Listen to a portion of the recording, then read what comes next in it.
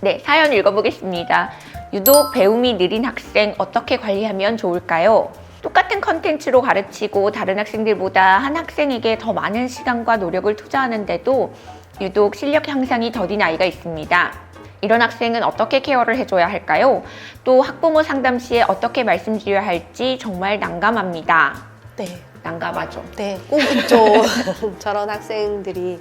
근데 속도라고 생각해요. 저희는 이제 뭐 느리다라기보다 본인의 속도가 각각 다르다라고 생각을 하고요.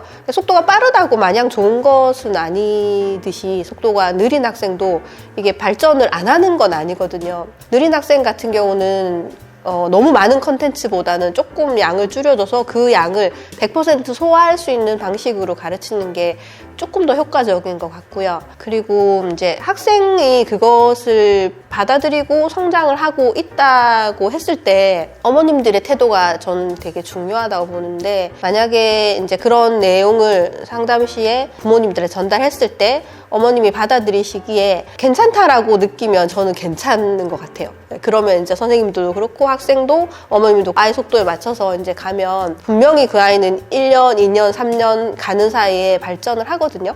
근데 이런 속도로 가고 있는 아이의 그 상황에 대해서 어머님들이 조금 조바심을 느끼거나 불만을 가지실 때는 아이도 힘들어지고 학원도 힘들어지고 결국은 이제 퇴원으로 이어지는 상황을 많이 봐서. 네. 그렇죠. 퇴원을 해서 다른 데를 간다고 해서 그 아이의 속도가 빨라지는 건 절대 아니거든요. 그래서 부모님들이 아이를 좀 객관적으로 인정하시는 게 되게 중요한데 그게 사실 쉽지 않더라고요. 네. 저희 같은 경우에는 저희는 이제 수업하는 전체 영상이라든지 다른 아이들의 학습 상태를 같이 학부모님들께 많이 공유하고 있어요. 저희 학원은 이제 밴드에다가 수업 영상을 매달 이렇게 업로드를 해드리고 있기 때문에 그 영상을 보시면 이제 어머님이 상처 받으실 수도 있어요. 다른 아이들은 다 잘하는데 왜 우리 아이만 좀 느릴까라고 생각하실 수 있는데, 어머님들하고 소통할 때 정면 돌파를 많이 하는 편이에요. 솔직하게 말씀드리고 어머니, 우리 아이가 다른 편은 아니에요.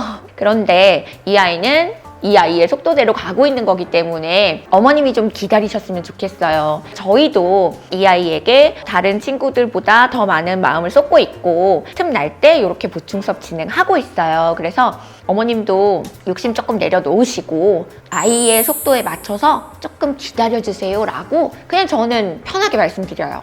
네, 그래서 저희도 이제 느린 친구들 같은 경우는 진도를 나가다가 다시 진도를 반복을 하기도 하고, 다른 친구들이 이제 반을 올라갈 때 이 친구만 스테이를 하기도 하고 그렇습니다. 그런 아이들이 진짜로 2년, 3년, 4년 이렇게 학원을 꾸준히 다니게 되면 무조건 발전을 하거든요. 그래서 그걸 꼭 믿고 확신을 가지고 어머님들한테 조금 말씀을 드릴 수 있으면 좋겠습니다.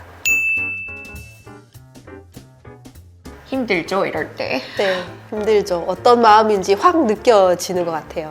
근데 대형 학원은 또 대형 학원이 가지는 장점이 있죠. 그러니까 아무래도 사이즈가 크다 보니까 좋은 프로그램과 강사진도 이제 많이 훌륭하실 거고, 근데 또 대형 학원이 가지는 단점도 분명히 있어요. 너무 인원이 많다 보니까 진도가 이제 확 나간다던가, 그런 와중에 따라가지 못하는 아이들이 생긴다던가. 중소학원이 가지는 강점도 분명히 있어요. 우리가 대형 학원만큼 못하는 게 있지만 그것보다 더 잘하는 부분이 분명히 있습니다. 그리고 또 공부방이 가지는 장점도 있고요. 그래서 항상 내가 못하는 부분에서 스트레스 받지 마시고 내가 잘하는 것을 더 잘할 수 있도록, 그리고 그거에 대한 수요가 분명히 있거든요. 동네를 돌아보세요.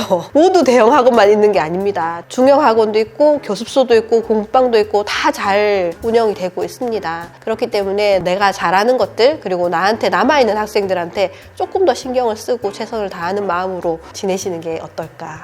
네. 사실 결국 돌고 돌아요. 다른 학원 갔다가 또 오기도 하고 또 다른 학원에 있던 아이들이 우리 학원에 오기도 하고 이런데, 조금 신경 써봐야 될 것이 원장님의 시스템적인 부분도 점검을 좀 해보실 필요가 있을 것 같아요. 학원에 모든 아이들이 오래 다닌다고 해서 학원 운영적인 부분에서 항상 이게 긍정적인 요인만은 아니에요. 왜냐면 이제 오래 다녔던 학생들이 졸업을 하고 났을 때 그게 이제 자연스럽게 채워져야 되는데 채워지지 않는 경우가 굉장히 많거든요. 그래서 학원은 사실은 계속해서 순환이 되는 게 맞는 것 같아요. 졸업하는 아이들만큼 또 신입생들이 들어와야 학원 운영이 잘 되는 거거든요. 근데 신입생이 없이 자리가 없어서 기존의 아이들이 뭐 한 3년, 4년, 뭐 심하면 5년, 6년 이렇게 다녔다. 이거는 굉장히 위험한 신호일 수도 있어요. 네, 그래서 그 신입생의 유입 비율을 꾸준히 관리하시는 것도 굉장히 중요하고요. 퇴원생이 발생을 했을 때 그 원인을 확인하는 건 굉장히 중요한 것 같아요. 그래서 저는 그만두는 학생들 이제 학부모님들께 꼭 여쭤봐요. 왜 그만두시는지 제가 여쭤봐도 괜찮을까요? 이렇게 이제 여쭤보는 편이고요. 그래서 원인을 파악하는 거죠. 근데 그 원인이 내가 보완할 수 있는 원인인지 아니면 내가 어쩔 수 없는 원인인지 이런 거를 확인하는 것도 중요한 것 같아요. 그리고 저는 뭐 스트레스를 받고 속상해하는 것보다는 이 에너지를 신입생을 모집하는 데 더 투자할 것 같아요. 어떻게 운영을 하든지 퇴원생은 꾸준히 발생을 할 수밖에 없고요. 그 퇴원생 발생하는 것을 신규에서 메꿔야 되는 거기 때문에 조금 더 홍보하고 이렇게 해서 신규를 받는 쪽으로 마음을 잡으시는 게 어떨까 싶습니다.